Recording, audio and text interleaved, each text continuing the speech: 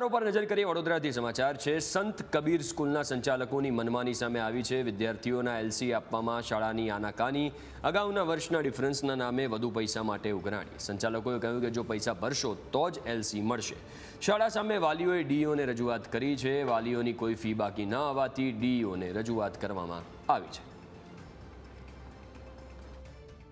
FRC પ્રમાણે fee લેતી નથી એ એમનું સૂચન છે। એ ઉપરાંત ટર્મ ફી વધારે એક્સ્ટ્રા માંગે છે, એ પણ એમની રજૂઆત છે। વાલીઓનો એવો પણ આક્ષેપ છે, સાહેબ અમને રાત્રે 11 વાગે ઈમેલ કરીને પણ અમને હેરાન કરવામાં આવે છે, અમારા બાળકોને એલસી આપતા નથી। તો કોઈ પણ સ્કૂલ ગમે તે બોર્ડની હોય, કોઈ પણ બાળકનું એલસી અટકાવી શકે નહીં। પણ સાથે સાથે ધારો કે જે બાળક અત્યારે એપ્રિલમાં દાખલ થયું છે, એનું ટર્મ શરૂ થઈ ગયું છે, તો એને 1 માસની ફી તો એને ભરવી પડે। બાકી શાળા સામે શાળાને સૂચના અપાઈ ગઈ છે।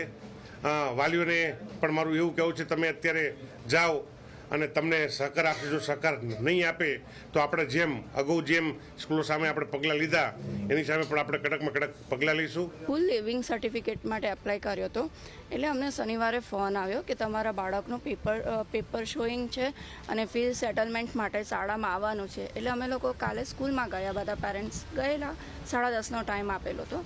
અમે ત્યાં ગયા એટલે અમને પહેલાં આ કાગળ હાથમાં આપ્યું। એમને એવું કીધું કે આ ફીસ તમારે એઝ પર ગવર્મેન્ટ નોર્મ્સ તમારે આ 15,000 રૂપિયા ભરવાના છે, તમે ભરશો તો જ તમને એલસી આપવામાં આવશે। તો અમે લોકોએ ખાલી એટલી જ વાત કરી કે આ વસ્તુ 15,000 શાના અત્યારે ભરવાના?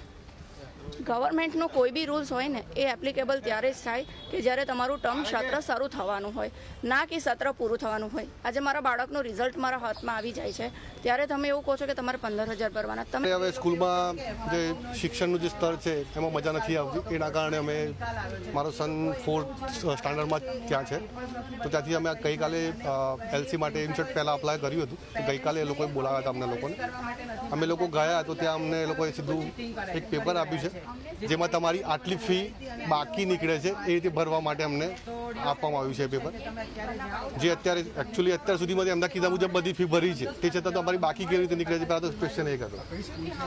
અને એ લોકો જે રીતે અમને એલસી માટે જે બાકી ફી છે તમે 25 તારીખ સુધી માટે 4 જ દિવસો ભરી દો, એ રીતે અમને લોકોને કહેવામાં આવ્યું છે।